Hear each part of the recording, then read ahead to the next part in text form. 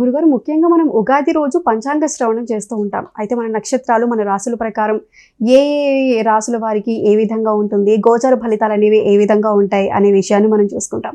అయితే మనం ఇప్పుడు ముఖ్యంగా చూసుకున్నట్లయితే ఒక పర్సన్స్కి సంబంధించి, అంటే ఇప్పుడు మన రాజకీయాలకి సంబంధించి ప్రతి సంవత్సరం కూడా రాజకీయ రంగానికి కానీ లేదంటే కళా రంగానికి కానీ అలా కూడా మనకి సంబంధించి జాతక ఫలితాలు అనేవి ఉంటాయి. ఆ విధంగా సినీ రంగానికి సంబంధించి ఈ ఏడాది జాతక ఫలితాలు, గోచర ఫలితాలు ఏ విధంగా ఉన్నాయంటారు? సినీ రంగానికి వెళ్ళేటప్పటికల్లా మొదటి భాగంలో స్వస్నామ సంవత్సరం మొదటి భాగంలో సినీ రంగంలో కొంత నెమ్మదిగా ఉంటుంది. అన్ని విషయాల్లోనూ సినీ రంగం అంత అనుకూలంగా ఉంటుంది మొదటి భాగం.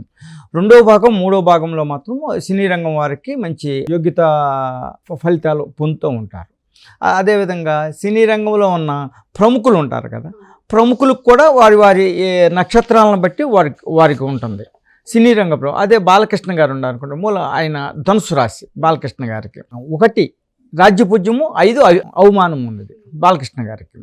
ఈ బాలకృష్ణ గారిది లగ్న చతుర్థాధిపతి అయిన గురువు షష్ఠములో ఉన్నాడు.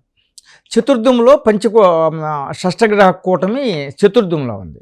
దీన్ని బట్టి ఏంటంటే మధ్య మధ్య బాలకృష్ణ గారికి కొద్దిగా మనస్తాపితం కలిగే సమస్యలను ఫేస్ చేస్తారు, కొద్దిగా మనస్తాపితానికే గురవుతారు. కానీ ఏమి కాదు, దైవబలంతో ఆయన అన్నీ జయిస్తారు.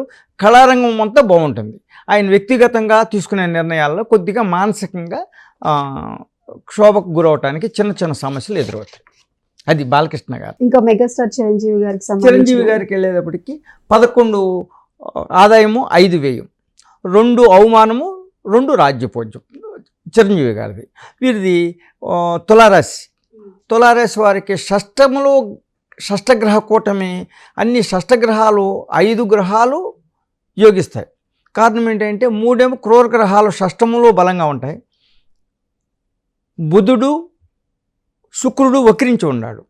బుధ శుక్రులు వక్రించి ఉన్నప్పుడు షష్ఠమంలో కూడా మేలు చేస్తాయి. ఒక చంద్రుడు రాజ్యాధిపతి మాత్రం షష్ఠమంలో ఉన్నాడు. రాజ్యస్థానానికి సంబంధించింది మానసికమైన సెన్సిటివ్ సన్నివేశాలకు కొద్దిగా లోనవుతారు చిరంజీవి గారు. అంత టోటల్గా సంవత్సరం అంతా బాగానే ఉంటుంది చిరంజీవి గారికి. ఇక ఇతర సినీ ప్రముఖులకు ఎవరికైనా ఏ విధంగా ఉంది?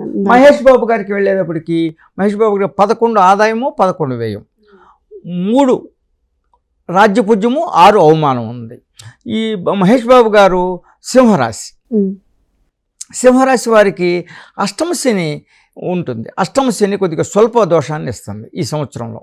ఈ సింహరాశి వారికి ప్రతి పని ఏమి కాదు, ప్రతి పని కొద్దిగా లాలసత్వంగా, అనుకున్నది కొద్దిగా లేటుగా అవుతుంది.